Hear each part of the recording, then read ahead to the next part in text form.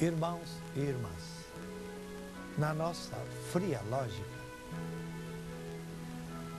os inocentes deveriam viver, toda criança deveria viver até 80 anos, nenhum jovem deveria morrer e os bandidos deveriam todos morrer.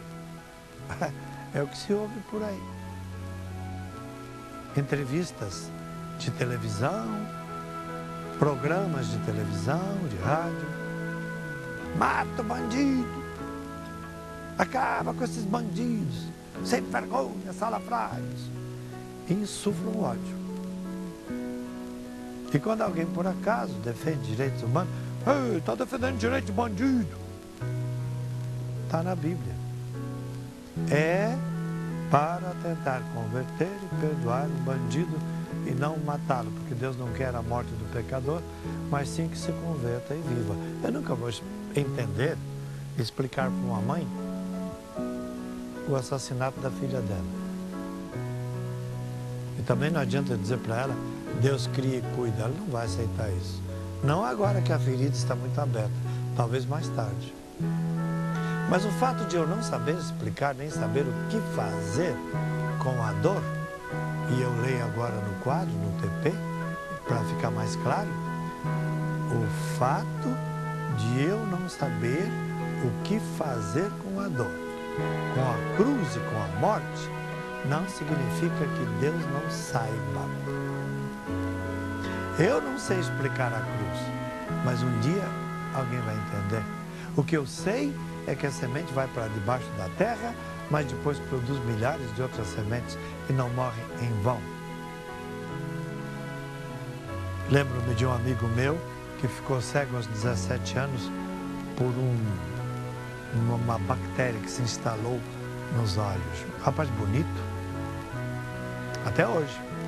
Um senhor muito vistoso, galã de televisão seria. E um dia, numa aula, ele frequentava a aula. Uma professora jovem, quando falava de religião, atacou a igreja, dizendo: como é que explica isso? Um rapaz jovem, bonito como você, ficar cego aos 17 anos. Que Deus é esse? A professora de biologia em aula perdeu a estribeira e defendeu o ateísmo dela. A resposta dele foi magistral. Ele disse: professora, se eu sou cego, o problema é meu e não seu. Não vá brigar com Deus em meu nome, porque eu não briguei com Ele. Eu sei o que fazer com a minha cegueira e sou muito feliz. Agora a senhora enxerga e pelo jeito não é feliz porque fica atacando a fé dos outros. Pô! Os alunos, claro, tomaram o lado dele. A professora pediu desculpas a ele e à família e o assunto foi resolvido lá. Por quê? Porque havia muitos católicos ali naquela sala, havia evangélicos, meninos com formação religiosa, e que não aceitaram que alguém atacasse Deus porque o colega era cego. E ele tomou a própria defesa, ele disse: eu sou feliz. Então, ele entendeu a explicação da cegueira. Vou eu brigar com Deus por causa da cegueira dele? Posso brigar por causa da minha. Explicar a criação é impossível. As leis do nosso coração não combinam com as leis da vida.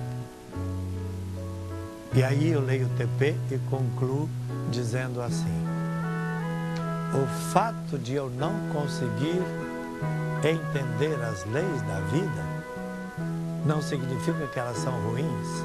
É eu que não sei ler. Gostaríamos de simplificá-las para nós, mesmo que complique para os outros. Em geral é o que acontece. Mais tempo de farol verde para nós sempre significa mais vermelho para os outros. Então, se eu brigar para que haja mais verde para mim, alguém vai ficar mais vermelho. É justo isso? Então, as ações de Deus não são muito bem explicáveis, mas ele sabe por quê.